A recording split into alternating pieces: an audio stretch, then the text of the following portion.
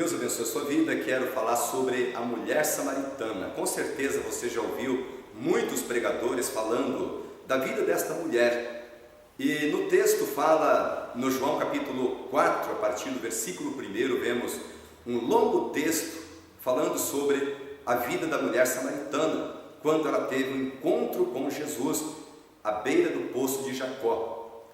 E na parte histórica, a origem de Samaria, voltando a 722 anos antes de Cristo, ali inicia então um ódio tão profundo entre samaritanos e Judá, entre Israel e Samaria. 722 anos antes de Cristo, o reino do norte foi levado para o cativeiro, para a Síria, e aí então o rei da Síria trouxe outras nações e houve uma mistura de raças, houve uma mistura de outras culturas, outras nações pagãs, outros deuses, e aí então inicia a nova história, uma nova fase na história de Samaria, e aí se tornaram então um povo misturado, uma nação misturada, uma mistura de culturas, de paganismo, enfim, ali nasce então uma nova etapa da história de Samaria. E as outras nações gentias, as outras pessoas, as outras etnias odiavam Samaria por eles serem uma mistura, e muito mais ainda Israel, Judá, odiava porque eles não suportavam, pois os samaritanos ora diziam que eram também filhos da promessa, filhos de Abraão, e diziam que eles também tinham Deus de Israel, o mesmo Deus de Israel também era o seu Deus. E havia então uma briga, havia sempre uma intriga entre eles. Havia outras guerras no passado, mas o ódio aumentou a partir desse tempo. E no tempo de Jesus, quando nós vemos a história desta mulher, nós vamos ver que a situação desta mulher era muito pior do que qualquer outro samaritano. Por que nós falamos isso? Por que eu falo isso? Porque aquela mulher, quando examinamos o texto, diz que ela ia buscar a água na hora sexta. E quando traduzimos isto no nosso horário, no nosso fuso horário, no horário deles e o nosso, então era meio-dia. Em Israel era 12 horas, a hora sexta era ao meio-dia. E nesse horário as outras mulheres não iam, porque era muito quente, o sol caustigante judiava. E era costume dos samaritanos, das mulheres samaritanas, ir ou de manhã ou à tarde. Então nós vemos a história triste desta mulher. Ela não era desprezada apenas por outras nações gentias. Ela não era desprezada apenas por nações gentias ou pelos judeus, por Israel, mas ela era desprezada no meio do seu povo, ou que seja, os próprios samaritanos não gostavam dela. Ela tinha 5 maridos. Quando começa a conversar com Jesus, e aí ela abre a sua boca, abre o seu coração para Jesus, Jesus convida ela, diz para ela trazer o seu esposo, e ela tentou omitir a verdade, mas Jesus então disse para ela que ela estava com o 6º homem, e ela teve mais 5 maridos no passado. Vemos que esta mulher era desprezada pela sua atitude, pelo seu comportamento, talvez porque trocava de esposos, não sei qual é a situação desta mulher, mas pela atitude, pela forma que ela agiu de ir buscar água, ao meio-dia, nós entendemos que ela era uma mulher extremamente desprezada. E outra coisa que nos chama a atenção é que ela era extremamente religiosa. Ela conhecia a Torá, conhecia o Pentateuco samaritano. Eles tinham também os seus Pentateucos. Eles tinham também os livros, os 5 livros de Moisés. Algumas pequenas alterações, mas a maior parte era o mesmo livro do Pentateuco judaico. E ela examinava. Ela não tinha poder. A religiosidade não tem poder sobre o pecado. E isto é o ponto que eu quero falar contigo. Ela era uma mulher extremamente rejeitada, era uma mulher extremamente religiosa, uma mulher talvez até perseguida por outras mulheres. E aí então, ela sozinha, solitária, ela ia buscar água no poço de Jacó. E o que nos chama a atenção também é que ela passava por outras fontes, havia outras fontes que ela poderia muito bem pegar a água em outras fontes, mas não. Ela tinha o prazer de ir ao longínquo, à distância, muito longe daí, pegar a água no poço de Jacó. E qual era o motivo disso? Porque havia uma crença de que aquela água era uma água abençoada, uma água sagrada. E aí nós vemos então o decorrer do diálogo, a partir do versículo 1, no 2º, 3º, enfim, ali ela se encontra com Jesus e começa a dialogar com Jesus. Jesus começa a pregar para ela e ela, pouco a pouco, começa a cair em si, começa a se ligar, começa a entender que aquilo que ela havia examinado no Pentateuco samaritano, que dizia que o profeta, aquele profeta maior do que Moisés, que um dia viria, o Messias viria, e aí ela lembra de tudo aquilo que ela leu. Hoje nós vemos crentes, vemos pessoas que vão nas igrejas e não examinam as Escrituras, mas aquela mulher examinava e ela esperava a vinda do Messias, do grande profeta que Moisés havia profetizado que viria, um profeta maior do que o próprio Moisés. E quando ela se deparou então com Jesus, quando percebeu que Jesus era o Messias, aquele que viria da libertação, da liberdade ao povo, então ela creu.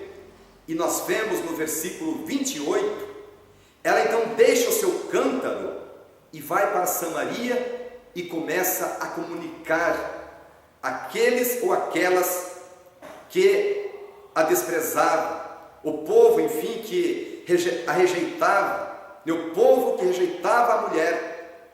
Ela então não olhou para esse lado, ela não olhou para a situação de desprezo, mas ela foi e disse tudo quanto Jesus disse a ela, e o povo creu, e o povo veio. Ela deixou o seu cântaro no poço de Jacó. Ela disse para Jesus: dá-me desta água para que eu não volte a apanhar água, que eu não volte a pegar água mais aqui no poço de Jacó. E Jesus fala então ali no texto, quero que você acompanhe esse texto. O texto fala no capítulo 4, versículo 13, diz assim: Jesus respondeu e disse-lhe: qualquer que beber desta água tornará a ter sede, mas aquele que beber da água que eu lhe der nunca terá sede, porque a água que eu lhe der se fará nele uma fonte de água a jorrar para a vida eterna. Bendito seja o nome de Jesus. Esse é o ponto. Uma fonte de água viva. Ela não mais precisava ir buscar a água no poço de Jacó, porque a fonte estava ali na sua frente. Jeremias capítulo 31 versículo 33 diz que haveria tempo em que a palavra estaria escrita no coração do homem, não mais em tábuas de pedra, mas estaria no coração do homem. E a partir dali, com esse relato de Jesus, nós vemos que nasce uma fonte de água viva nos corações de todos que creem, nos corações daqueles que buscam a verdade, que buscam uma água viva para o seu coração, para aquele que busca uma resposta genuína para a sua alma, cansada, a sua alma afadigada. E para isto, a palavra de Deus nos aflige, a palavra de Deus nos toca, porque no momento que nós deixamos o vício das drogas, no momento que nós deixamos as nossas más atitudes, aí nós deixamos o cântaro, nós deixamos e a água viva começa a nascer em nossos corações e nós somos impelidos para a vida eterna. Deixar o cântaro significa deixar as más influências, as más atitudes, os maus pensamentos. Deixar o cântaro significa deixar o velho homem e se converter a um novo homem, a uma nova criatura em Jesus. Deixar o cântaro significa uma transformação, significa uma nova vida e uma vida de plenitude, de paz, de alegria e de gozo.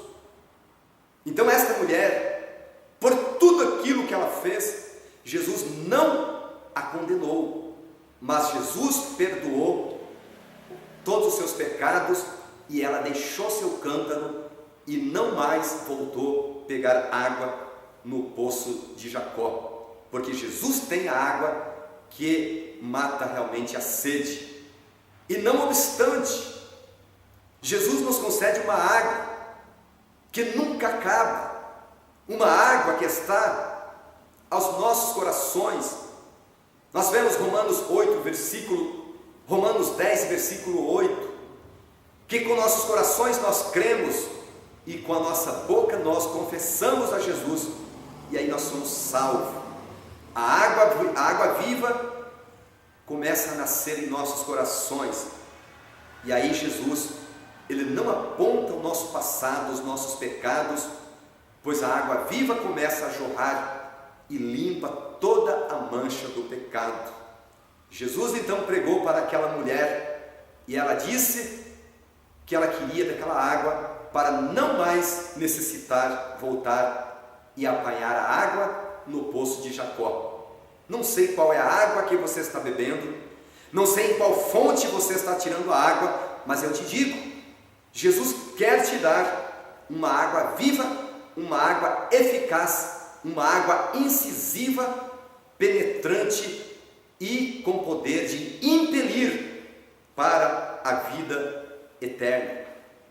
Jesus teve esse encontro com a mulher samaritana e também quer ter um encontro contigo.